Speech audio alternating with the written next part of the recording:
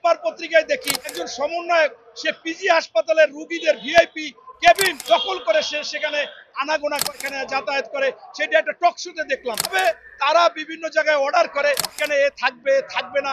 এই যে অতিরঞ্জিত এবং তদবির বাণিজ্য, অনেকে ফেসবুকে লিখেছে যে সুন্দর একটা নাম হতে পারে একটা পার্টির, সারা বাংলাদেশে তদবির চলে, তদবির পার্টি। এই বিষয় এগুলো মানুষের মধ্যে সন্দেহ দেখা দিয়েছে। আমরা মনে করেছিলাম যে এই অন্তর্বর্তীকালীন সরকার এসেই যারা সাধারণ যারা ভুক্তভোগী, যারা নিহত হয়েছে, যারা শহীদ হয়েছে, যারা আহত হয়েছে তাদের পরিবারের দিকে খেয়াল করবে এবং তাদেরকে দেখবে, যারা নিহত বা শহীদ হয়েছে তাদের পর্যাপ্ত পরিমাণ সহযোগিতা করবে, তাদের যারা আহত হয়েছে তাদের চাকরি ভাতা দিবে। সেইগুলো করেনি। ইতিমধ্যে তারা আগে একবার যখন আন্দোলন করেছে তাদের থামাবার চেষ্টা করেছে, পরবর্তীতে তাদের কিছু সুযোগ সুবিধা দিয়েছে। আবার দেখেছেন পরশুদিন শাহবাগ আন্দোলন করে তারা ভুক্তভোগী যারা এই আহত তারা ওখানে আন্দোলন করেছে, শেষ পর্যন্ত ডক্টর ইউনূস সাহেব বলেছে তাদের সাথে দেখা করবে। এইটা তো আন্দোলন করে করার কথা ছিল না, আগেই এদের জন্য একটা ট্রাস্ট করার কথা ছিল। এই ট্রাস্টের মাধ্যমে তারা সারা বাংলাদেশে এই সুযোগ সুবিধাগুলো পাবে, কিন্তু আমরা দেখতেছি সেইগুলো দিচ্ছে না। এই জন্যই মানুষ এখন নির্বাচন চায়। আর আমি আরেকটা যুক্তি আপনাকে দেখাই, এই নির্বাচন কেন হবে না। আপনারা দেখেছিলেন 9 বছরের স্বৈরাচার ফ্যাসিস্ট আপনার যে এরশাদ ছিল, তাকে পতনের পরে আমরা দেখেছিলাম তৎকালীন বিচারপতি শাহাবুদ্দিন সাহেব 90 দিনে সুন্দর একটা নির্বাচন দিয়েছিল, যা বিশ্বমানের নির্বাচন। বাংলাদেশও প্রশংসিত হয়েছে, বিশ্ব প্রশংসিত হয়েছে। অথচ এই সরকার আপনার কোন রকম রোডম্যাপ দিচ্ছে না, কি বলতেছে, মাঝে মাঝে সন্দেহ দেখা দিচ্ছে, মাঝে মাঝে যে সমস্ত কাজ করতেছে সেইগুলো আপনার যুক্তিযুক্ত না। তাই আমি মনে করি যে এই সরকার আগেই রাজনৈতিক দলের কাছ থেকে সুপারিশ নিয়েছিল কি সংস্কার দরকার, সংস্কার কমিশন করেছে, তারাও জমা দিয়ে দিয়েছে। 8ই ফেব্রুয়ারি সেইটা প্রকাশ করবে। সর্বোচ্চ 1 মাস সময় নিয়ে তারা পরবর্তীতে 3 মাসে নির্বাচন দিতে পারে। আমাদের মনে হয় সেই জন্য জনগণের কথা হচ্ছে যে আপনারা অনেক ব্যাপারে ব্যর্থ এবং রাজনৈতিক দল ছাড়া এইগুলো আপনারা অ্যাকশন নিতে পারবে না। তাই আপনাদের একটা নির্বাচন দেওয়া দরকার এবং পর্যাপ্ত সময় আছে। এবং এই খুনিয়াচিটা যেদিন পালিয়ে গেছে 5ই আগস্ট, আপনি ডক্টর মোহাম্মদ ইউনূস পৃথিবীর ইতিহাসে একটা ইতিহাস লিখুন, বাংলাদেশের নির্বাচনটাও 5ই আগস্টে দিন। 5ই আগস্টে দিলে বাংলাদেশের মানুষ বুঝবে যে খুনিয়াচিটা এই দিন পালিয়ে গিয়েছিল। কমপক্ষে 5টি বছর মানুষ স্মরণ করবে যে 5ই আগস্ট পালিয়ে গিয়েছে, আবার 5ই আগস্টই বাংলাদেশে একটি নিরপেক্ষ নির্বাচন হয়েছে, জনগণের ভোট অধিকার ফিরে পেয়েছে।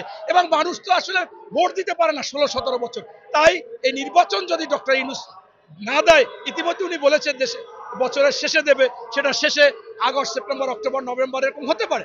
তাই এই বছরের মধ্যে উনি নির্বাচন দেবে। আমার মনে হয় যদি না দেয়, বাংলাদেশের মানুষ যদি নেমে আসে, তাহলে ওনাকে যে শেখ হাসিনা হামলা মামলা এটা সেটা করেও হ্যাস্তন্যস্ত করতে পারে না, উনি তার চেয়েও বেশি অপমানিত।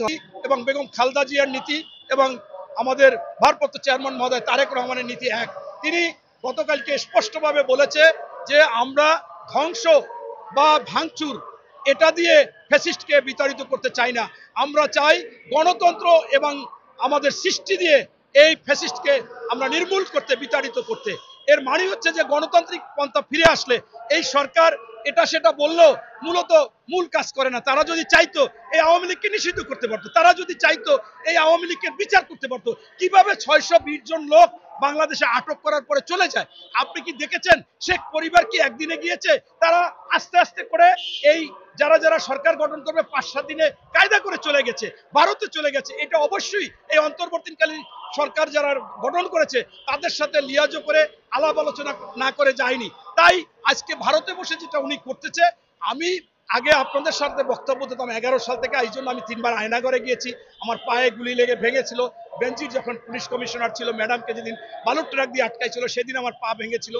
আমি বলতে চাচ্ছি যে সেই সময় আমি বলতাম বিশ্ব বেহায়া, বিশ্ব নির্লজ্জ, হায়না, মিথ্যুক এবং যিনি স্বৈরাচার ফ্যাসিস্ট, এই খুনি হাসিনা, গুমকারী হাসিনা এবং সকল প্রতিষ্ঠানকে ধ্বংস করা হাসিনা। আজকে আসলে সেইটা বলতাম বিরোধিতার কারণে। আজকে আসলে সত্যিকার অর্থেই ওনার যে বক্তব্যটা দিয়েছে ওনার আওয়ামী লীগের উদ্দেশ্যে, সেইটা আমি 3-4 বার পড়েছি। আসলে একটা বিশ্ব বেহায়া, নির্লজ্জ বেহায়া, এরকম মানুষ থাকতে পারে না। উনি কেন রাজনৈতিক কোনো নেতা হতে পারে না। আমি দেখি উনি বলে যে আমি থাকতে নিরপেক্ষ ভোট হয়েছে, গণতন্ত্র ছিল, বিরোধী দলকে আমরা সুন্দরভাবে রাজনীতি করতে দিয়েছি, বাংলাদেশকে গঠন করেছিলাম, আমার অপরাধ কি, আমাকে কেন ফ্যাসিস্ট বলা হয়, আমাকে কেন গণহত্যাকারী বলা হয়। এই গণহত্যা তো করেছে ওই ইনুসের লোকজন, তারা দিয়ে আরো বরঞ্চ পুলিশকে হত্যা করেছে। এই যে বিষয়গুলো বলা, এইটা চিন্তা করেন, এতগুলো মানুষকে শহীদ করলো, হত্যা করলো, এত মানুষকে আহত করলো, এবং খামখেয়ালি ভাবে মানুষের ভোট অধিকার 15 বছর একেবারে লুটে পুটে এই দেশটাকে খেলো।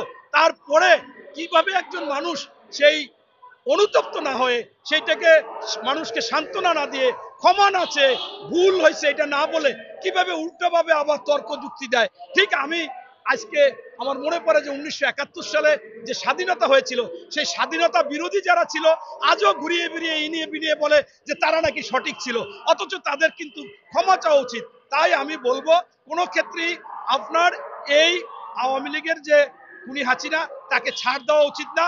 এবং সরকার যদি মনে করে এখনই আজকেই তারা উচিত এই আওয়ামী দোসর যেখানে যেটা আছে সেটা বাংলাদেশে ধরা এবং তাদের আইনের ব্যবস্থা নেওয়া, এবং পুলিশ বা অন্যান্য যেখানে ডিপার্টমেন্টে আছে বেনজিরের কথার পরে প্রত্যেককে দরকার হলে সেকাল থেকে নিয়ে ছাঁটাই করে, যাদেরকে আগে স্বেচ্ছায় আপনার চাকরি থেকে বরখাস্ত করেছিল তাদেরকে নিয়ে আসা, তাদেরকে বসানো, প্রয়োজনে যারা আগে থেকে প্রমোশন পায় না তাদের ডাবল প্রমোশন দিয়ে, ট্রিপল প্রমোশন দিয়ে তাদেরকে বসানো, এই কাজগুলো করতে হবে।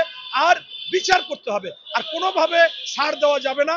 এই এবং আপনি বলেছিলেন যে 32 ভাঙা, আমি আগেই বলেছি যে ভাঙা বা ধ্বংস দেওয়া না, তারপরও বাংলাদেশের আপনার বেশিরভাগ জনগণ এই ব্যাপারে খুশি।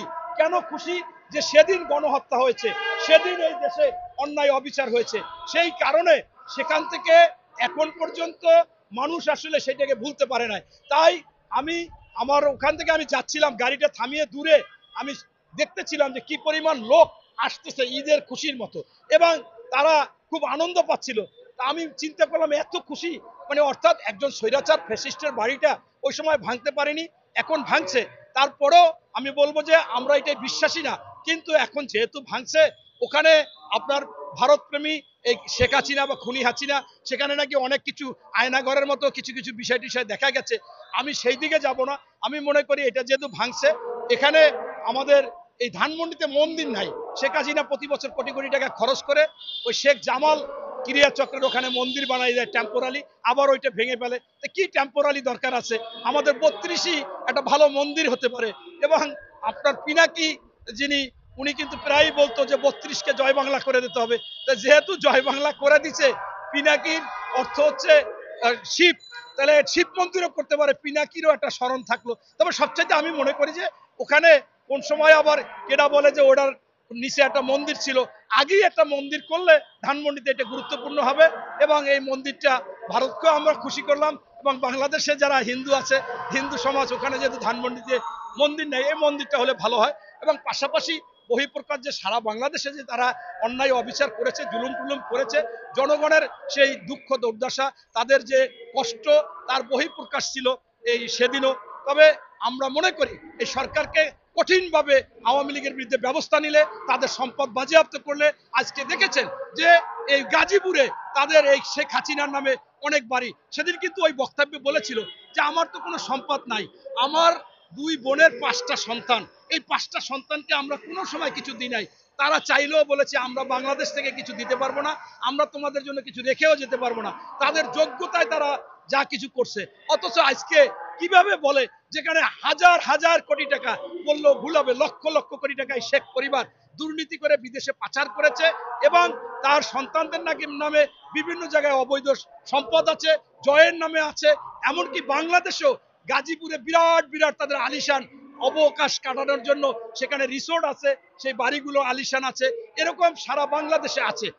যেহেতু আছে, এটা উনি কিভাবে বলে? তাই আমি মনে করি এই সরকার এই 6 মাসে উচিত ছিল আওয়ামী লীগের 90% লোককে এই সমস্ত অপরাধ করার জন্য তাদের সম্পদ বাজেয়াপ্ত করা, তাদের সেইগুলোকে টেনে আনা, তাদের ব্যাংক জব্দ করা, বিদেশে যারা গেছে তাদেরকে বিদেশে ফিরে এনে বিচার করানো, এর একটাও করে নাই। আমি সর্বশেষ আপনাকে বলতে চাচ্ছি, আমার সন্দেহ হচ্ছে যে আজকে এই অন্তর্বর্তীকালীন সরকারের বেশিরভাগ এবং যারা অন্য অন্য দল গঠন করতে চায়, তারা কি আসলে আওয়ামী লীগকে প্রতিষ্ঠা করতে চায় কিনা এবং তাদেরকে পুনর্বাসন করতে চায় কিনা, তাদের বক্তব্যে এটা বোঝা যায়।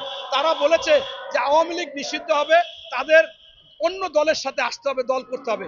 তাইলে কি তারা চাচ্ছে যে সারা বাংলাদেশে আওয়ামী লীগ তাদের সাথে এসে নির্বাচন করবে, সেটা নিয়ে সরকার গঠন করবে? এই জন্য কি বিভিন্ন রকমের তালবাহানা করে তাদের প্রতি সিম্পিতিও আনতে চাচ্ছে, পাশাপাশি আবার তাদেরকে দলেও আনতে চাচ্ছে?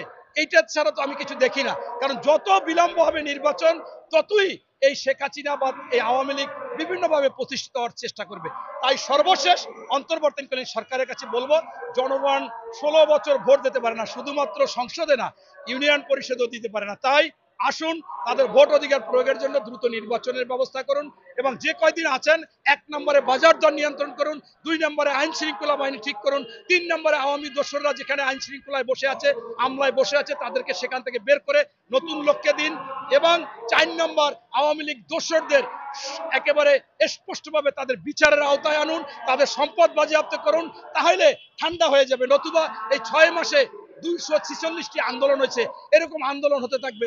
এবং আপনারা স্পষ্টভাবে জাতির উদ্দেশ্যে ভাষণ দেন যে আপনারা আর কোনো আন্দোলন করবেন না, কারণ আমরা আন্দোলন করলে অন্তর্বর্তীকালীন সরকার কোনো সমাধান দিতে পারবো না, এটা নির্বাচিত সরকার এসে দেবে। আমাদের নির্বাচনের পরে আপনারা যত আন্দোলন সংগ্রাম করবেন করেন, আর যদি কোনো দাবি দেওয়া থাকে আপনারা সেটা আবেদন আকারে দেন, অথবা সরোয়ার্দী উদ্যানে একটা মঞ্চ করে দেওয়া হোক, বা 5-7টা মঞ্চ করে যার যা কথা ওখানে বলবে যে আমাদের গোয়েন্দারা সেখান থেকে রিপোর্ট আনবে। কিন্তু আপনারা এই রাস্তাঘাট দখল করে এই সমস্ত কাজ আন্দোলন সংগ্রাম করবেন না। ধন্যবাদ।